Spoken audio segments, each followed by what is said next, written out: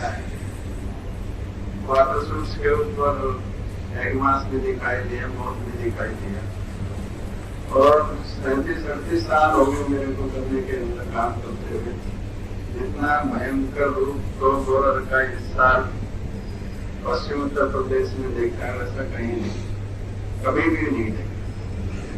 मतलब मैं सोच भी नहीं सकता था कि प्रोबोरर कीड़े के कारण गन्ने की फसल को इतना नुकसान हो सकता है। 40% 50% इंसिडेंस कई फैक्ट्रियों में आम बात, कहीं कहीं 80% भी हो रहा है। एक ही क्लम्प के अंदर, एक ही खेत में, एक ही क्लम्प के अंदर चारों पीढ़ियां देख सकते हैं। फर्स्ट से लेकर फोर्थ दूर तक का गन्ना आपको मिल जाएगा। इतना बुरा हाल है कई जगह पे। तो ऐसी स्थिति यहाँ नहीं आए, उसके लिए प्रिपरेशन करना बहुत जरूरी है। एक ही देखा आज यहाँ भी देखा, जिसके अंदर के थोड़ा सा लेट डाला मई के आखिर में, उसमें डाला जो सेकेंड रूट है वो दिखाई दे रहा है। वो कम प्लांटिंग कम्प्लीट था, सेकेंड रूट जब तक बड़ा हो गया, सेकेंड रूट का इन्फेक्शन बहुत ज्यादा है। इसका मतलब इंसेक्ट है, जिसने दवाई सही डाल दी वो बच गया, जिसने नहीं डाली वहां लग गया।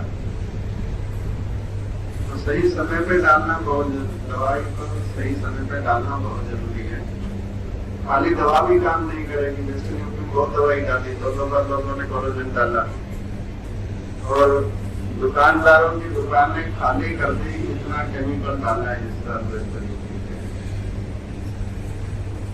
सिर्फ दवाई से भी काम नहीं चलेगा, इंटीग्रेटेड अप्रोच अपनानी चाहिए इसके लिए। अभी जितना भी एग मास दिखाई दे रहा है या मौत दिखाई दे रहा है, इन दोनों को खत्म करना बहुत जरूरी है। किसानों को बताइए कि मौत दिख रहा है, वैसे अब टुवर्ड्स एंड है, जो फर्स्ट है वो खत्म होने वाला है, मौत का पीरियड उसका खत्म होने वाला है। कुछ दिन और दिखाई देगा, उसके बाद नहीं दिखाई देगा। तो जो भी है उसको सुबह जनरली ज्यादा नहीं उड़ पाता, तो सुबह किसान खेत में जाए, जहाँ भी दिखाई दे उसको गाड़ी पर जाके मार दे। ये भी बात में बड़ी से राम बताना मार दे। दूसरा जो एग मासिज है, उन पत्थर को तोड़ लीजिए, खेत से बाहर निकालिए, तो धारे में चला सकता, अदरवाइज कहीं दबा दीजिए मिट्टी के नीचे। तो ये जो है फर्स्ट ग्रुप के लिए ये सबसे कारगर तरीका है। कोई भी इंसेक्टिसाइड डालेंगे तो हो सकता है कि प्रोबोरर का लार्वे का कुछ नहीं, वो एग मास है उसका कुछ नहीं बिगड़े। परंतु आप खेतों के अंदर देखेंगे तो जो लेडी बर्ड बीटल होता है, जो दाल, जो चने की दाल साइज का कीड़ा होता है, उसके ऊपर धब्बे से रहते हैं, डोर से रहते हैं, वो लेडी बर्ड बीटल आपको गन्ने के खेतों में मिलेगा। और वो वही है जहाँ एग मासिज बड़ी तत्परता से खाने लग रहा है एग मासिज को। उसके साथ एक बीबिल भी है, थोड़ा सा लंबा, कुछ एक एंट की स्पीसीज भी है, जो कि नेचुरली उसको कंट्रोल कर रहा है। यदि आपने दवा का छिड़काव कर दिया कोई भी, तो सबसे पहले वो मरेंगे। और उनकी जो सर्च पावर है वो ज्यादा अच्छी है। आदमी की आंखों से दिखाई नहीं दिखाई दे जो प्रोबोरर के अंडे, परंतु वो कीड़ा उसको ढूंढ के खाने लग रहा है। तो अभी दवाई डालने की जरूरत नहीं है, अभी उसको मैकेनिकल कंट्रोल की जरूरत है। पत्ते के ऊपर अंडे दिखाई दे रहे हैं, अंडे तोड़ के निकाल लें, और जो मौत दिखाई देता है तो उसको मार दिया जाए। तो ये सबसे कारगर तरीका उसका होगा। इतना करने के बावजूद भी कुछ एस्केप होगा, यानी कि फर्स्ट फ्रूट का इंसिडेंस दिखाई देगा, जो कि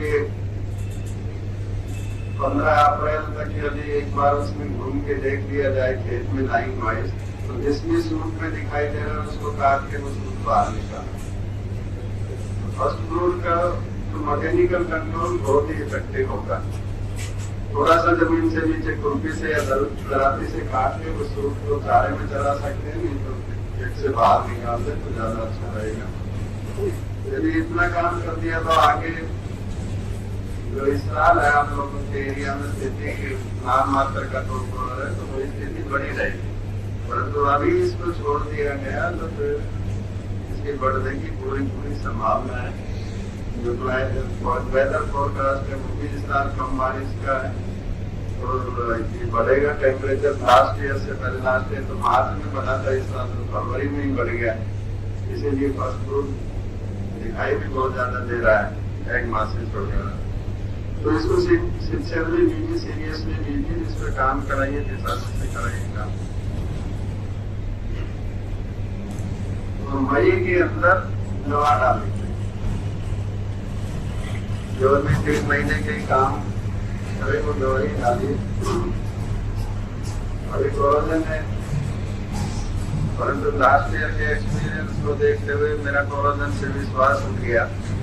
मैं अपनी बात बता रहा हूँ, क्योंकि इतना नुकसान दिखाई दिया 2 बार डालने के बाद भी एक भी फ्रूट कंट्रोल नहीं किया। तो कोरोजन है, हेक्सास्ट्रोबिन फर्टेरा है, वर्टाको है, एक वॉल्यूम फ्लेक्सी करके सिंजेंटा के वर्टाको का ही लिक्विड फॉर्मुलेशन निकाला है उन्होंने। एक जीएसपी का हेलीप्रो है। तो कुछ किसानों के एक्सपीरियंस होंगे, कुछ आप लोगों के एक्सपीरियंस होंगे जो ठीक लगे तो उस टाइम अप्रैल के आखिरी सप्ताह से मई के पहले सप्ताह के बीच में डलना चाहिए। परंतु यदि और भी स्पेसिफिक टाइम निकालना है तो इस पीरियड के अंदर, मान लीजिए अप्रैल के लास्ट वीक से मई के 15 मई तक, जब भी खेत के अंदर मौत दिखाई दे, ग्रोमोलर का मौत दिखाई दे, उस टाइम वो दवाई डालना। पहले मौत दिखाई दे, पहली बार जब ऑब्जर्व करें खेत के अंदर मौत आ गया है तो उस टाइम डालेंगे तो और भी ज्यादा इफेक्टिव होगा। क्योंकि टेम्परेचर के मौसम के बदलने के कारण हो सकता है एक वीक को पहले भी हो जाए, एक वीक को बाद में भी हो सकता है टाइम पीरियड। तो सबसे अच्छा टाइम वो होगा कि जब पहली बार मौत दिखाई दे, उस टाइम इन दवाइयों में से कोई भी दवाई डाल दे। रूट में डालना है, चाहे वो दानेदार हो या लिक्विड फॉर्मुलेशन हो, छिड़काव नहीं करना है। स्प्रे करने से इफेक्टिवनेस नहीं होगा उसका, क्योंकि सिस्टमिक दवाई है, जड़ों से जाएगी, लोग के अंदर जमा होगी, वहां कीड़ा खाता है। कीड़ा खाने से पहले वहां दवाई होगी तो कीड़ा मर जाएगा, अदरवाइज नहीं बनेगा। आके मोटा होके थोड़ा सा नीचे आ जाता है, फिर देखा होगा टनल बना के नीचे की तरफ आ जाता है। जब वो नीचे आ जाता तो फिर नहीं बनता है, फिर कितनी दवाई डालते रहेंगे, फिर तो उसको कितनी बन के बाहर निकलना ही निकलता है। तो शुरू के अंदर दवाई होगी उसमें तो वो मारेगा। तो ये तो था प्रोमोरल के बारे में। 238 का वैरायटी के अंदर जो भी समस्या आई, ज्यादा एरिया होने के कारण आई। वाटर लॉगिंग में रिकमेंडेशन नहीं था, वाटर लॉगिंग एरिया में लगे। 2 साल पहले यूपी के अंदर 80% एरिया था जहाँ 3-3, 4-4 फुट पानी 3 महीने तक खड़ा रहता था, वहां भी 238 लगे। तो समस्या आई। तो हो सकता है पानी भरने के कारण सूखा, परंतु सारा ब्लेम जो है वो रेड रोड ने सहन किया। और मैंने भी ज्यादा इंसिस्ट नहीं किया, कम से कम वाटर लॉगिंग एरिया में लगना तो बंद हो जाएगा, और इसलिए इसका एरिया कम करना जरूरी था, अदरवाइज समस्या और बढ़ती जाती है। तो यहाँ भी एरिया कम करने की आवश्यकता है। जो 50, 55, 60% कह रहे हैं, यदि उतना आसानी से मेंटेन किया जा सकता। उसके लिए 3 तरीके से नेटवर्क करते। पहला है मेनली बीज के द्वारा। यदि किसी भी खेत के अंदर नेटवर्क का एक भी लम्प दिखाई दिया है तो ऐसे खेत से बीज नहीं लेना चाहिए। एक भी क्रम हो तो ये नहीं किसान का एक मैं ढूंढ के छाट के इसमें से बोलूंगा, क्योंकि एक तो आपको दिखाई दे गया, पता नहीं ऐसे कितने होंगे जो दिखाई नहीं देंगे, परंतु उसमें इन्फेक्शन होगा, इनको दिखाई नहीं दी, सूखा नहीं, आप क्या से पहचाना नहीं, सूख गया तो रेड रोट है। परंतु बहुत से ऐसे भी करने रहते हैं तो सूखते नहीं है, परंतु रेड रोट का इन्फेक्शन होता है। तो इसीलिए एक भी क्रम यदि दिखाई दे रहा है रेड रोट का तो उसमें से बीज नहीं लेना चाहिए। जो भी बीज लेना है वो अच्छे खेत से लेना चाहिए जिसमें रेड रोट नहीं लगा हो। फिर उसका शोधन करना बहुत जरूरी है। एक्स्ट्रा स्टॉक आप लोग दे ही रहे हैं, किसानों को दे रहे हैं। एक्स्ट्रा स्टॉक का घोल बनाना है, जो जनरल रिकमेंडेशन है 1 ग्राम 1 लीटर पानी की है।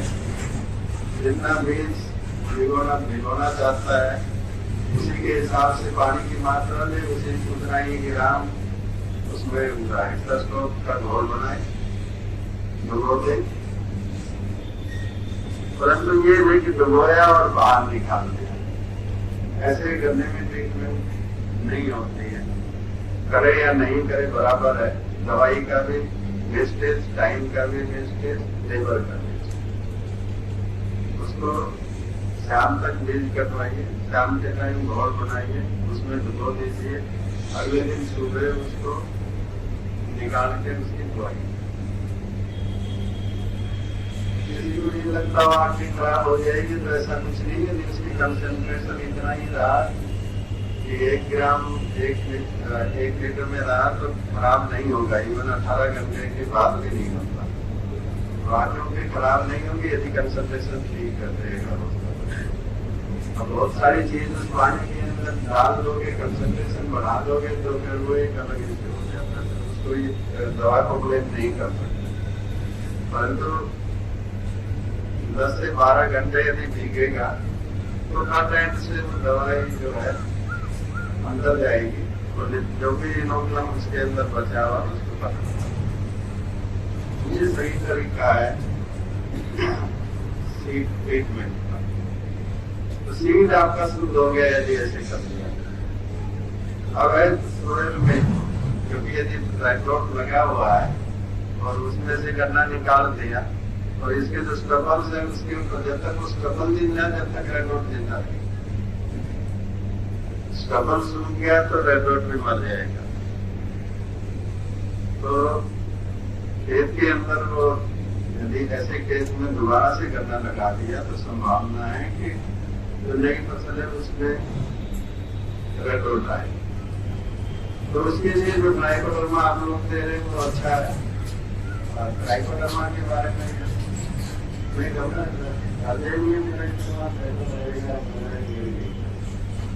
रेडोट के लिए ट्राइकोडर्मा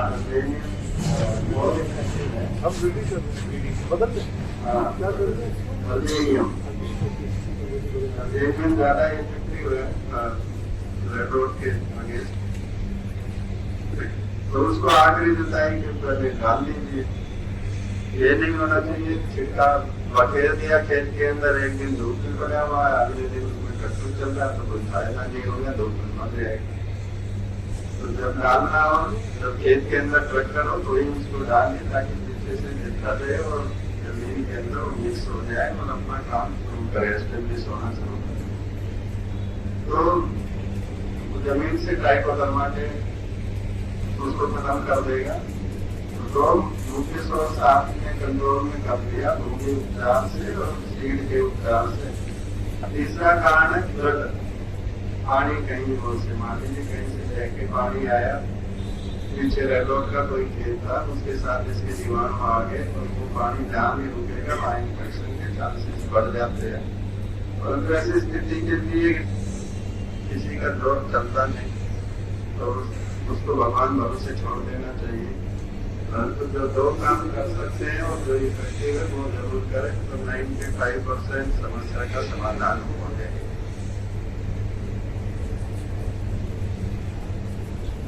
अब ऐसी स्थिति हो सकती है कितने दिन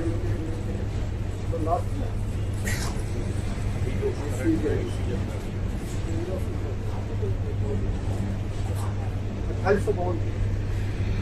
2852 जैसे रेडोन के फ्लो के सीजन में हो सकता है उसमें प्लांट के भी होंगे। आप लोगों ने मना किया होगा रेडोन नहीं रखे, परंतु किसान ने रेडोन रख लिया। ऐसे भी केस हो सकते हैं कि आपने कहा इसमें से बीज नहीं लेना, परंतु उसमें बीज लेके अगली बुआई नहीं कर। यदि इन फील्ड को आइडेंटिफाई करिए जो ऐसे हुआ है, यानी कि इन्फेक्टेड क्रॉप का रेडोन किसान ने रखा है और इन्फेक्टेड क्रॉप से बीज लेके आगे बुआई, तो उसको शुरू में ही देखना पड़ेगा। मई जून के अंदर इनिशियल सिम्टम दिखाई देते हैं। आप लोगों को सबको पता होगा, मिडल से नीचे की तरफ रुद्राक्ष की माला की तरह धब्बे से धब्बे दिखाई देंगे। मई जून के अंदर दिखाई देने लग जाते हैं। उस टाइम ऐसे लम्स को घर से उखाड़ के खेत से बाहर निकालना है और जो गड्ढा हुआ है वहाँ 5 से 10 ग्राम ब्लीचिंग पाउडर डाल के वापस जो मिट्टी बाहर निकली है उसको वापस दबा देना है। तो ये बहुत जरूरी है ऐसे खेतों में कम से। उसके बावजूद भी जैसे कुछ एक एस्केप होगा, तो अभी 2 केमिकल ऐसे हैं जिसकी स्प्रे की रिकमेंडेशन है। एक्ट्रास्टॉप का सीड ट्रीटमेंट के लिए है, परंतु एक एनिस्टार ड्रॉप करके गोलीवा सुपर जो है वो धानुका का है, एनिस्टार ड्रॉप जो है का है, तो इसका स्प्रे कर सकते